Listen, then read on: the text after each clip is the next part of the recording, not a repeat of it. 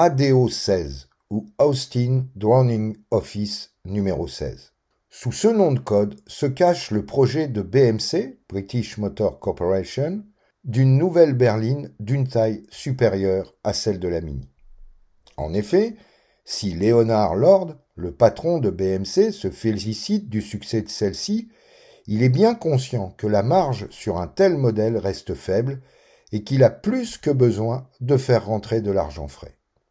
C'est au créateur de la Mini, Alec Issigonis, qu'il confie la conception de ce nouveau modèle.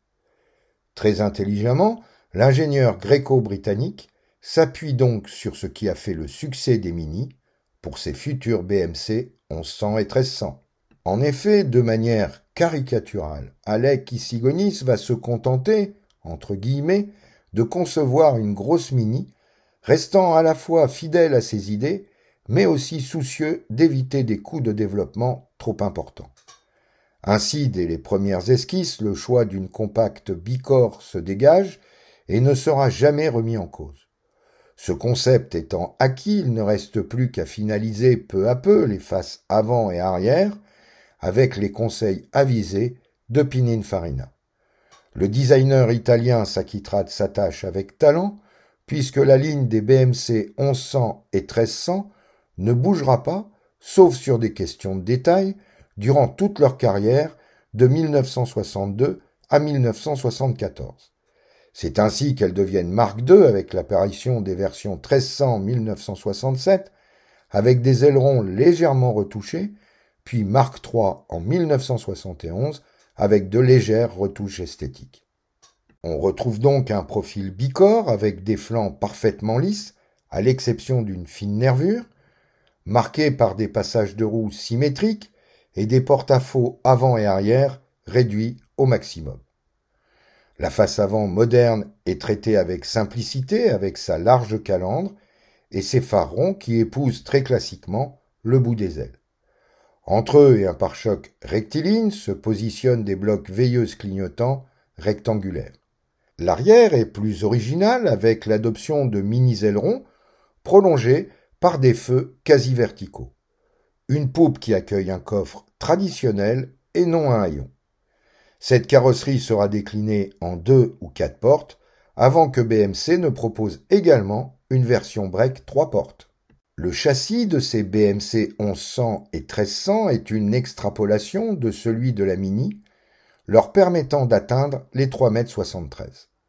Le moteur est un série A, à savoir le 4 cylindres de 948 cm3 de la Minor, dont la course a été allongée, permettant d'atteindre une cylindrée de 1098 cm3.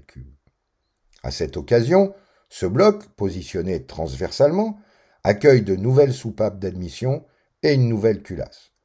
Le tout lui permet d'offrir 48 chevaux. À partir de 1967, une version 1300 vient compléter l'offre. Celle-ci reprend le 1275 cm3 des Mini Cooper, mais avec un seul carburateur, permettant de compter tout de même sur 58 chevaux, puis à double carburateur à partir de 1968, sur certaines versions, affichant 68 chevaux et enfin 70 chevaux sur les GT. Ces motorisations sont toutes équipées d'une boîte de vitesse à 4 rapports ou à partir de l'automne 1965 d'une transmission automatique en option. Mais l'originalité technique de ces tractions anglaises reste leur suspension hydrolastique. Ce système sans ressort hélicoïdaux ni amortisseur repose sur un principe basé sur la force dynamique d'un liquide sur les blocs de suspension en caoutchouc. Les fluides sont transmis aux roues avant et arrière, d'un même côté, permettant à ces dernières d'anticiper la réaction des roues avant. L'ensemble est complété par des barres anti-roulis. Afin d'être complet, on ajoutera que les freins sont à disque à l'avant, ce qui n'est pas si courant en 1962, et à tambour à l'arrière. Dans son segment, la compacte de BMC est très certainement celle qui propose l'habitacle le plus spacieux. En effet, par sa conception même, avec notamment son moteur positionné transversalement, 5 passagers peuvent prendre aisément place à bord, ainsi que leurs bagages dans un coffre pas si ridicule qu'on pourrait le penser. Sellerie, planche de bord et équipement diffèrent suivant les versions et les marques les commercialisant. En effet, en 1962, British Motors Corporation est composée d'Austin, de Morris, de MG, de Riley, de Vandenplasse et de Wolseley.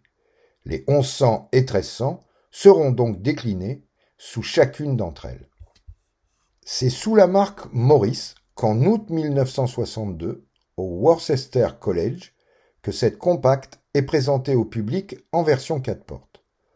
Ce n'est qu'un an plus tard qu'est lancé l'Austin, qui se distingue par sa calandre avec ses baguettes crantées, son logo et ses enjoliveurs. Dans l'habitacle, les différences sont plus sensibles avec des tableaux de bord différents. La Morris affiche un bloc compteur quasi rectangulaire, alors que l'Austin dispose d'un tachymètre horizontal s'intégrant dans un tableau de bord tout en longueur, avec en dessous une planche de rangement. Les assises et les selleries sont également différentes. En 1967, les Austin et Morris prennent la dénomination Mark II, avec des ailes retouchées et sont également disponibles avec le 1300 avant de devenir Mark III. En parallèle des berlines, BMC propose donc à sa clientèle à partir de 1966 un break 3 portes qui prend le nom de Countryman chez Austin et Traveler chez Morris. Si on retrouve les mêmes motorisations sur un châssis identique, les portières ont été agrandies, le toit prolongé et un haillon donne accès à l'espace arrière dont la contenance peut être agrandie en abaissant le dossier de la banquette arrière. Un peu avant l'Austin, MG accueille l'ADO 16 dans sa gamme. La calandre traditionnelle de la marque au logo octogonal lui permet d'être immédiatement reconnaissable. L'intérieur est plus luxueux avec une planche de bord recouverte de ronces de noyer, intégrant une boîte à gants mais comprenant aussi des moquettes au sol et des selleries en cuir dans certains pays. MG étant la division sportive de BMC, le 1098 cm3 se voit doté de 2 carburateurs, faisant grimper ainsi la puissance à 55 chevaux pour une Vmax supérieure à 135 km/h. Elle accueillera par la suite le 1300 dans sa version 58 chevaux. À l'automne 1963, Vandenplasse s'empare de ce modèle et propose une version très haut de gamme avec tableau de bord en ronces de noyer, à l'instrumentation spécifique, bois que l'on retrouve en parement en haut des panneaux de porte. Des moquettes épaisses recouvrent le sol et le cuir de la sellerie, y compris la coudoir séparant les sièges, ou la banquette, sont de chez Connolly. Couvercle de la boîte à gants se transformant en tablette, tablette pliable également disponible pour les passagers arrière, horloge, etc. sont au programme. Dénommée Princesse, extérieurement on ne peut la confondre avec une autre grâce à son imposante calandre, légèrement en pointe avec ses barres verticales, ses phares anti-brouillard et ses blocs veilleuses clignotants de plus grande dimension et qui se poursuivent sur les ailes. En revanche, on retrouve les mêmes motorisations en 1100 et 1300 cm3. Entre l'Austin et la Vandenplasse, BMC va intercaler en juin 1965 la Riley Crestel. Comme pour les autres déclinaisons, celle-ci arbore la calandre traditionnelle de la vieille firme de Coventry, adoptant des blocs veilleuses clignotants spécifiques. La Crestel peut également bénéficier d'une carrosserie bicolore. L'intérieur reprend celui de l'Austin, mais avec le bloc compteur de la Vandenplasse, quand la mécanique initiale est identique à la MG. La Crestel sera également disponible en 1300 avant de disparaître en 1969. Pour la Wolseley, la même recette est appliquée avec une face avant différenciante, une porteur unie au bicolore, les sièges de la Vandenplasse, mais avec la planche de bord et les compteurs DMG, tout comme les moteurs en 1100 et 1300, mais badgés Wolseley. Il faut bien reconnaître qu'entre toutes ces versions, il y a de quoi se perdre, et on peut ajouter qu'à partir de l'automne 1969, BMC, devenu British Leyland après la fusion avec Leyland Motor Corporation Limited, propose les Austin et Morris en 1300 GT. Cette fois-ci, le 1275 cm3 crash 70 chevaux, qui lui permettent d'annoncer une Vmax de 160 km/h et des accélérations ainsi que des reprises en hausse.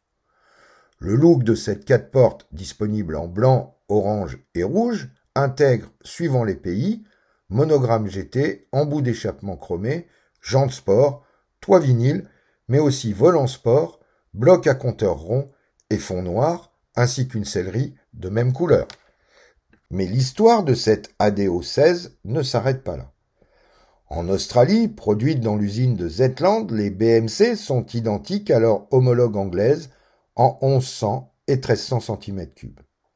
Mais à la fin des années 60, apparaît une 1500 qui reprend la carrosserie des Mark II, à l'exception du capot moteur et d'une face avant liftée comprenant des clignotants inédits et surtout qui accueille un 1,5 litre de 73 chevaux.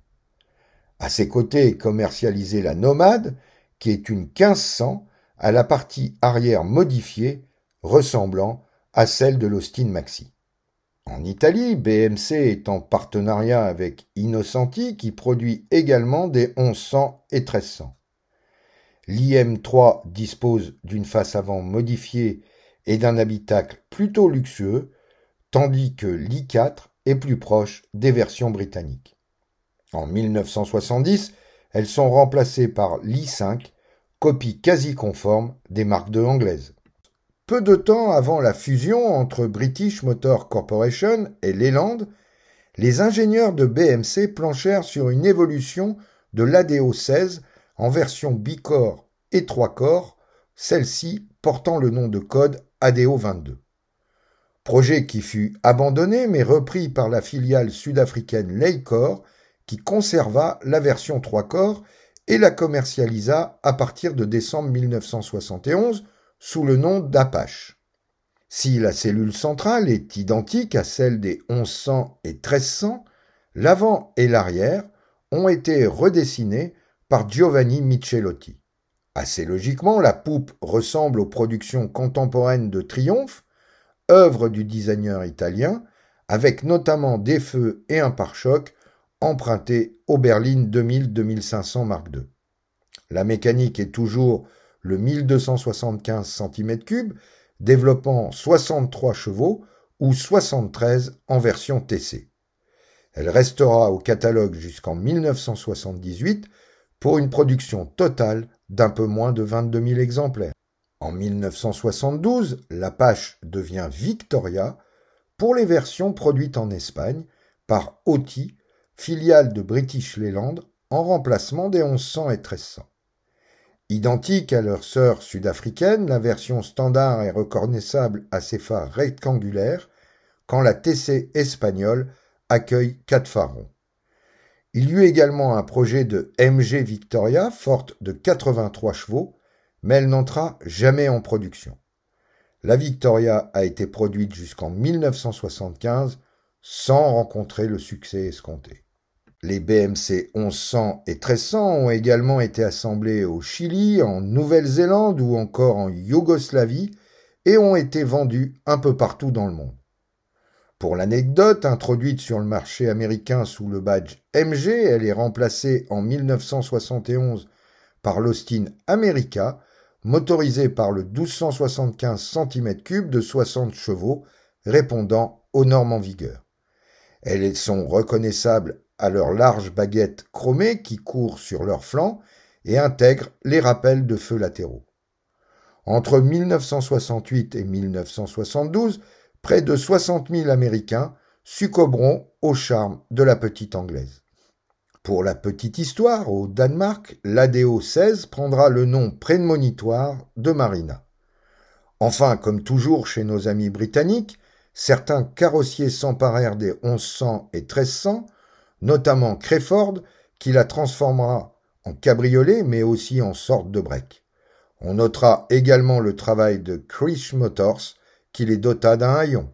Grâce à son esthétique, à une gamme pléthorique, à une très bonne tenue de route, un excellent freinage, à un confort et surtout une habitabilité inégalée dans son segment, on regrettera simplement un manque de performance, excepté pour la 1300 GT, qui est au niveau de ses concurrentes, les BMC 1100 et 1300 avaient tout pour réussir, et elles ont réussi.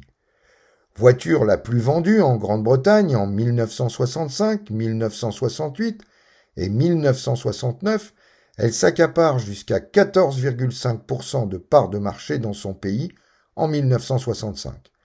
S'exportant bien, elles seront produites jusqu'en 1974 à plus de 2 100 000 exemplaires. Les BMC 1100 et 1300 seront remplacés chez Morris par les trop classiques Marina lancés en 1971 et chez Austin par les étranges Allegro présentés en 1973. Mais ça, ce sont d'autres histoires.